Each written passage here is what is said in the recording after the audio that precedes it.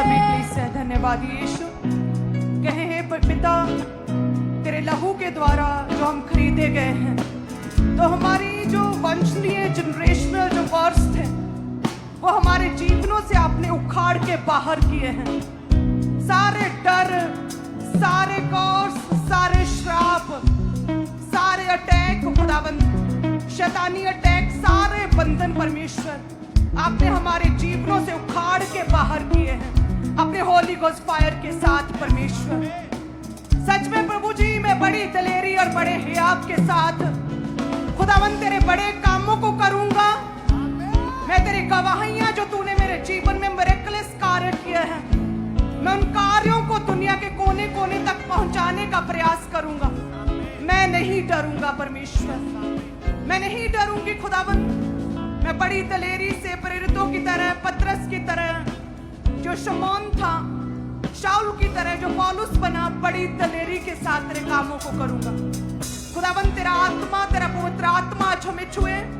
तेरा वही पवित्र आत्मा जिसने प्रभु यीशु मसीह की देह को जी उठाया, तेरा वही पवित्र आत्मा जो चेलों के जीवनों में कार्य करता था, तेरा वही पवित्र आत्मा आज हमें छुए और हमें ब्लेस करे परमेश्वर।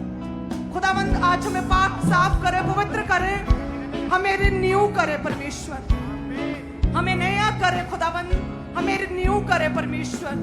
सारे रोग, सारे दुख, सारी बीमारियां आज हमारे जीवनों से दूर हो जाएं प्रभु यीशु के नाम में हम मांगते हैं। आमीन, हालेलुया। तारीफ करें सभी कलीसिया। Thank you Jesus, thank you Jesus, hallelujah. सभी अपने स्थानों को ग्रहण करें। मेरा ये विश्वास है कि प्रभु का आत्मा हमारे संग है, परमेश्वर हमारे साथ है और वो सदैव हमारे संग रहेंगे। हो सकता है आप अपने जीवन में अलग अलग तरह की सिचुएशन से घिरे हैं, अलग अलग तरह की प्रॉब्लम्स, कई तरह के तूफान हैं जो उठ रहे हैं, और कई तरह के जब हम ऐसे संघर्ष में होते हैं ना, अपनी वेट में होते हैं, जब हम साइलेंट टाइम पर होते हैं, जब हमें लगता है कि प्रभु क्या है हमारे संग, तो कई तरह के प्रश्न हमारे मन में आते हैं कि क्या परमेश्वर सच में आप हमें इस परीक्षा से, इस दुख से बाहर निकालेंगे? क्या सच में मेरे जीवन में ये हो सकता है? क्या सच में मिरेकल्स वे से आप मेरे जीवन में कार्य करेंगे? क्योंकि साइंटिफिक रीति से तो पॉसिबल नहीं। ये रोग ऐसा, ये ऐसा दुख है प्रभु, साइंस कहती है, दुनिया कहती, खुली आंखों से लोग कहते हैं कि ये तो जिस दुख में है, इसे कैसे कोई बिना इलाज और बिना किसी मेडिकल ट्रीटमेंट के कोई कैसे हल कर सकता है? साइंटिफिकली तो पॉसिबल नहीं। तो क्या परमेश्वर सच में तू करेगा? कई तरह के तूफान उठते हैं, लेकिन परमेश्वर का वचन कहता है धर्मी जन जो है वो विश्वास के साथ जीवित रहता। यदि विश्वास हमारे जीवन में है कि नहीं प्रभु है और वो हमें बचाएगा, वो हमें संभालेगा, हमारे जीवन के हर हालात में परमेश्वर मेरे संग रहेगा, देन हम अपने जीवन में अपनी परिस्थिति से बाहर निकल सकते हैं। क्योंकि जो शैतान है वो हर समय इसी घात में रहता है कि आपके विश्वास को किस तरह से कम करें। वो आपको मजबूर करता है आप परमेश्वर की इच्छा को पूरा ना कर सकें। जो परमेश्वर के कार्य योजनाएं आपके जीवन में हैं, आप उन योजनाओं को पूरा ना कर सकें, अपने डेली रूटीन, दिनचर्या, लाइफस्टाइल को परमेश्वर के वचन के अनुसार फॉलो ना कर सके, वो पूरा प्रयास, पूरा मजबूर करता है। शैतान इस रीति से काम करता है। घबराहट, डर, शक, डाउट्स, क्लेश, क्लैश, लोग क्या कहेंगे, विरोध, ये इम्पॉसिबल है। सो कई तरह के शक जब हम वचन में देखते हैं, प्रभु के वचन में एक ऐसी ही धन्य स्त्री जिसके विषय में जो प्रभु ने बातें की, तो उसे भी सेम ऐसे ही लगा कि ये कैसे हो सकता है। साइंटिफिक रीति से पॉसिबल नहीं, शारीरिक रीति से पॉसिबल नहीं। लोग क्या कहेंगे, ये हो नहीं सकता मेरे साथ। मैं कैसे इस चीज को, प्रभु के वचन इच्छा को कैसे पूरा करूं? तो हम देखते हैं, जब हम पढ़ते हैं लूका 1 और उसकी 28 से लेकिन 26 में लिखा कि 6वें महीने में परमेश्वर की ओर से जिब्राइल स्वर्गदूत गलील के नासरत नगर में एक कुंवारी के पास भेजा गया, जिसकी मंगनी यूसुफ नामक दाऊद के घराने के एक पुरुष से हुई, और उस कुंवारी का नाम मरियम था।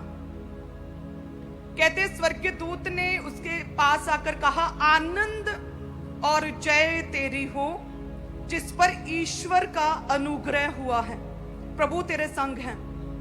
कहते जैसे ही स्वर्गदूत ने उसे कहा, आनंद और जय तेरी हो, तेरा आनंद, विक्ट्री, जॉय, खुशी, जय, गवाही तेरी हो, क्योंकि परमेश्वर का अनुग्रह है जिसके विषय में मैं बात करती हूं हमेशा, क्योंकि प्रभु का अनुग्रह, उसकी ग्रेस, उसका अनुग्रह तुझ पर हुआ है। कहते मरियम कहती ये किस तरह का अभिवादन है, ये किस तरह की ग्रीटिंग है। कहते वे घबरा गए कि ये क्यों, क्या कह रहे हैं ये स्वर्गदूत मुझे, ये कैसा है। कहते वो घबरा गई और स्वर्गदूत ने कहा भयभीत ना हो। कहते वे इस वचन से बहुत घबरा गई, सोचने लगी ये किस प्रकार का अभिवादन है।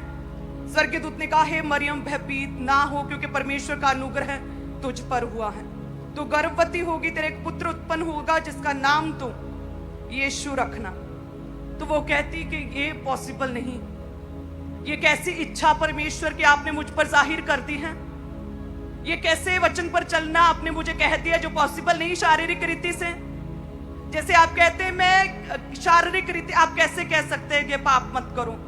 आप पास्टर्स लोग कैसे कहते हैं कि बुरा मत सोचो, गंदे विचार मन में नहीं आने चाहिए, ये कैसे पॉसिबल है। प्रभु ने तो बनाया ही हमें ऐसे, शारीरिक रीति से कैसे कंट्रोल करें, ये पॉसिबल नहीं। पास्टर्स क्या कहते रहते, पवित्रताई में बने रहो। तो मरियम कहती कि ये कैसे पॉसिबल है, अनमैरिड हूं, किसी पुरुष को जानती नहीं हूं। आज भी यदि हम सोचें तो अनमैरिड लड़की का प्रेगनेंसी को कंसीव करना एक इम्पॉसिबल थिंग, और कोई सोच भी नहीं सकता ऐसी चीज को। ऐसा है कि हद पार कर दी, लाइन क्रॉस करना। तो जो अब भी 2000 साल बाद भी जो मंजूर नहीं है, जिसे इमेजिन भी नहीं किया जा सकता, कहते वो 2000 साल पहले की बात, जब वो समय था, पवित्रताई बहुत चरम पर, लड़कियों की पवित्रताई बहुत अहम रखी जाती थी।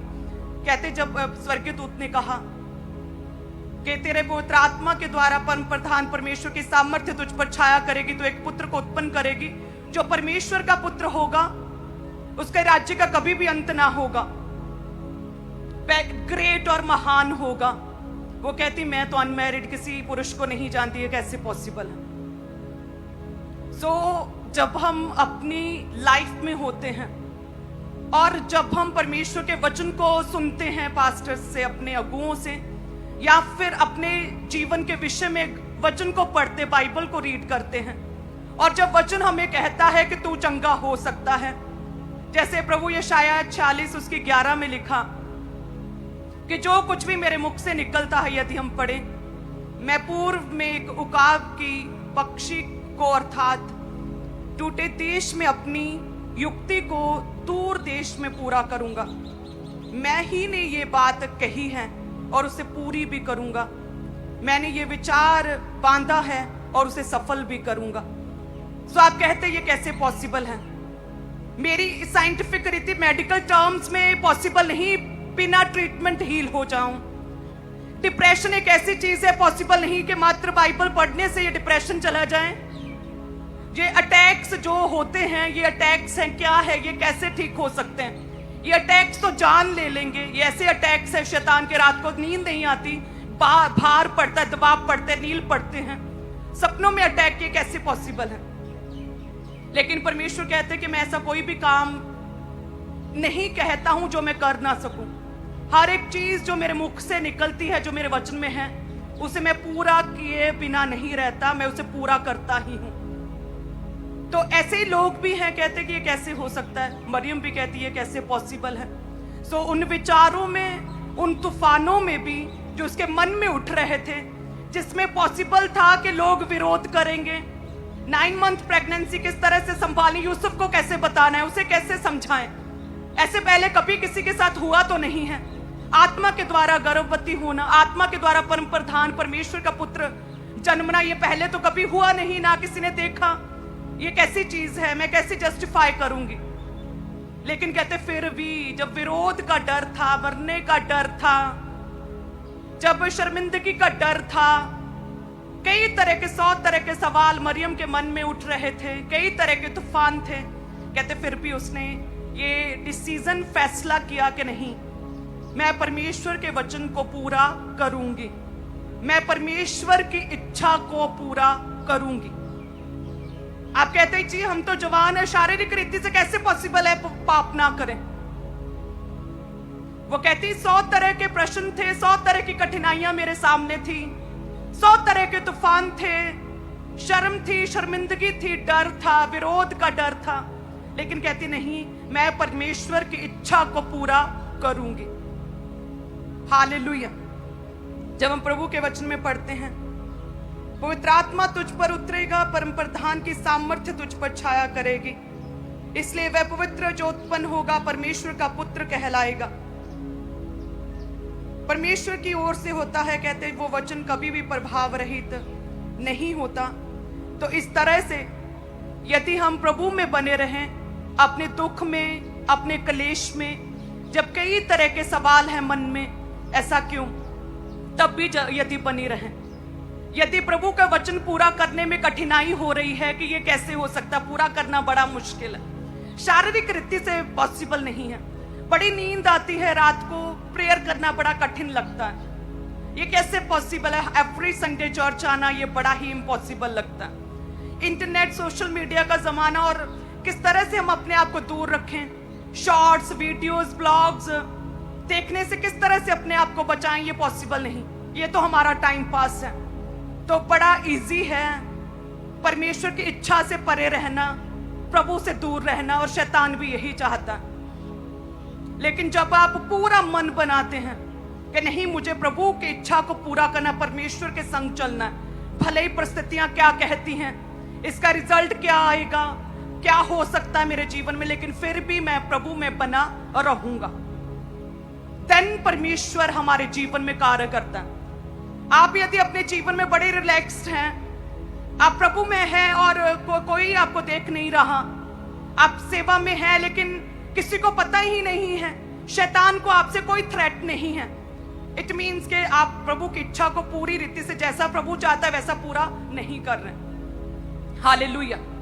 एवरी संडे, थर्सडे हम किस तरह से प्रभु के काम करते हैं, अमेजिंग रीति से। प्रभु के दास ऐसी परिस्थितियों में जहां कितना कठिन है, जब कभी भी अनइनवाइटेड लोग, बिन बुलाए लोग आ जाते हैं, चेक करते हैं, 2 दिन के लिए हमें अपने घर में रहना पड़ता है, बिना फोन्स के, बिना काम के, फालतू की चीजें चेक करते हैं, ये जानते हुए भी कि हम कितने ईमानदार हैं।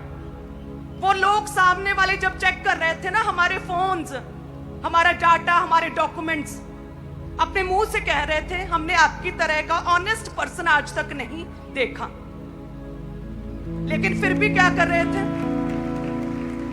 कह रहे थे कि हमें विदिन 2 आवर्स, 2 घंटे में पता चल गया है कि आप सही हैं अपनी जगह पर, आप ईमानदार हैं, लेकिन हम मजबूर हैं, हम क्या करें, 2 दिन से पहले हम आपको फ्री नहीं कर सकते, हम अब आपको ज्यादा नहीं बता सकते। हालेलुया। सो ऐसी परिस्थितियों में भी जब ईमानदारी से, सच्चे और खराई से चलने के बावजूद भी कई तरह के प्रॉब्लम्स का सामना करना पड़ता है, लेकिन फिर भी बड़े हियाब और बड़ी दलेरी के साथ प्रभु के दास वचन को शेयर करते हैं। हालेलुया।